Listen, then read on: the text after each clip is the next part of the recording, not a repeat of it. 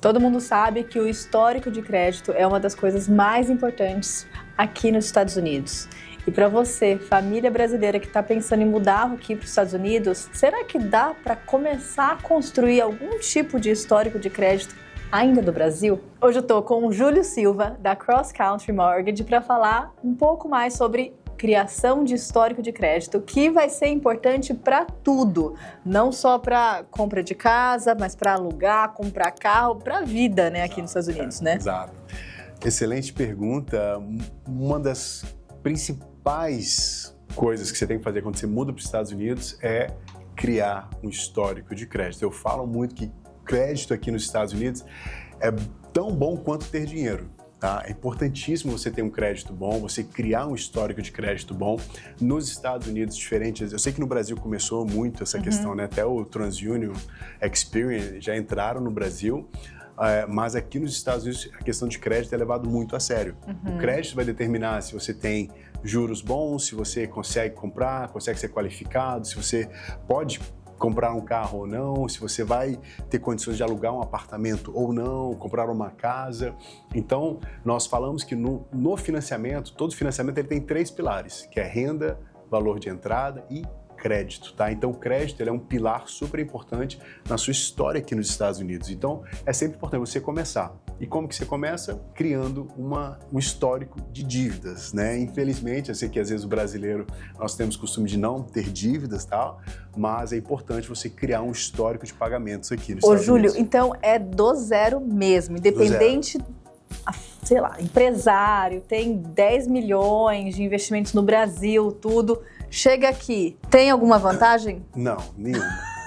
Eu tive uma cliente esses dias que ela tinha mais de 30 milhões em patrimônio aqui nos Estados Unidos, se tornou residente com green card, nunca comprou nada financiado e na hora que nós fomos aprovar ela para um financiamento, eu expliquei, falei, olha, se você tivesse um crédito, seu financiamento ia ser muito melhor assim, assim, assado. E eu ajudei ela a criar um histórico de crédito. E como que você pode começar? Primeiro, você pode ir no seu banco local, no Bank of America, no Wells Fargo, no Chase, e solicitar o que a gente chama de um secured credit card. É um cartão de crédito que você coloca um depósito ali, pode ser $300 a $1.000. O banco tem esse programa de cartão de crédito e eles vão te dar um cartão de crédito baseado naquele depósito que você coloca e irão começar a reportar para o seu Social Security, tá?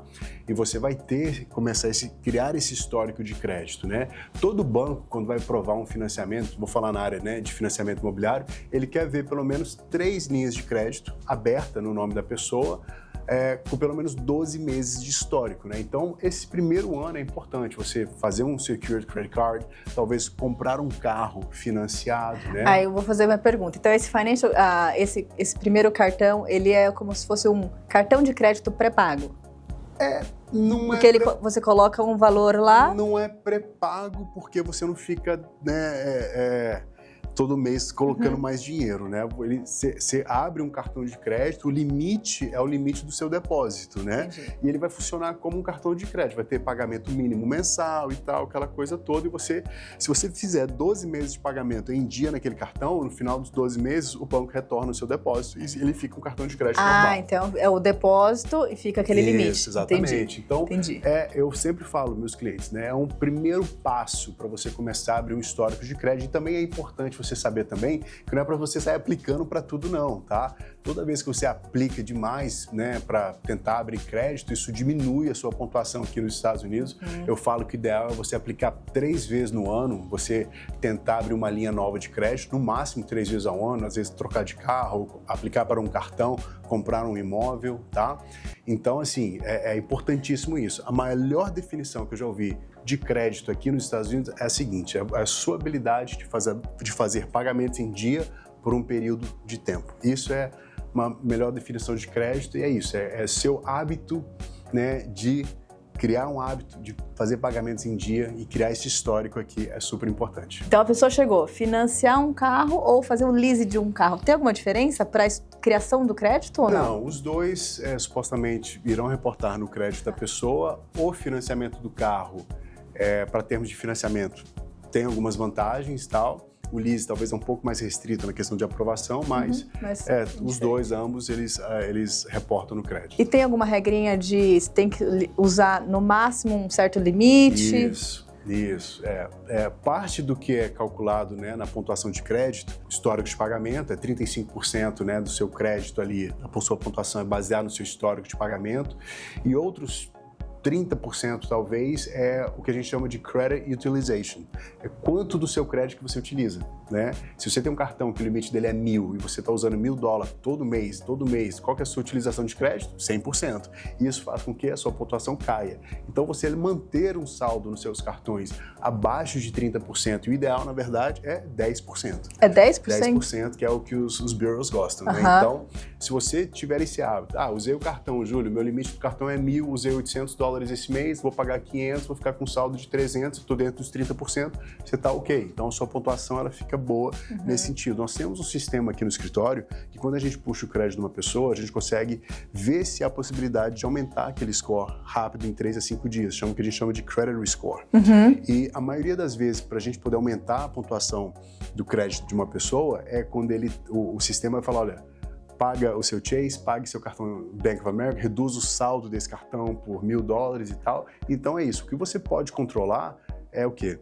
É seu histórico de pagamento e os limites. Não, limites não, o saldo que você carrega nos seus cartões mês a mês. Assim que você pega o número do social, ele tem um crédito, mas aquilo ele não tem muita visibilidade, né? Como... Não, quando a pessoa tira o social, ela tem 0 crédito. Tem zerado. Exato. Até a partir de quando que começa a aparecer esse crédito? Quando ela cria um histórico, ela tem que criar uma linha de crédito, um cartão de crédito. Por isso que é, né, esse conselho do Secured Credit Card, porque ele vai iniciar o seu histórico de crédito, entendeu? Às vezes, a pessoa vai na Macy's, vai lá abrir um cartão, né, de crédito da Macy's também, mas é isso, é você criar esse histórico, essas linhas de crédito, e leva tempo, pessoal. Crédito é tempo, nada mais do que isso. É você ter paciência, você criar bons hábitos de pagamento e você controlar o seu crédito, assim, você monitorar aquilo ali muito bem. Ótimo. Não, informação importante para quem está chegando, porque é muito diferente de como acontece no Brasil. Exato. Então, se você está dentro desse planejamento de mudança aqui para os Estados Unidos, estude, entenda como que funciona toda essa parte de crédito, porque absolutamente quase tudo você vai precisar dele. Então, obrigada, Júlio. Aí, maravilha. Obrigada pelas suas dicas. Imagina. Vou deixar aqui no link da descrição informações do Júlio Silva para você entrar em contato, tirar mais alguma outra dúvida. E se você está pensando em comprar uma casa aqui nos Estados Unidos, também ele vai fazer toda a análise, financiamento. Então é importante você estar com o seu crédito alto para ter a melhor condição, né? Exatamente, isso aí. Ótimo, até o próximo vídeo. Tchau.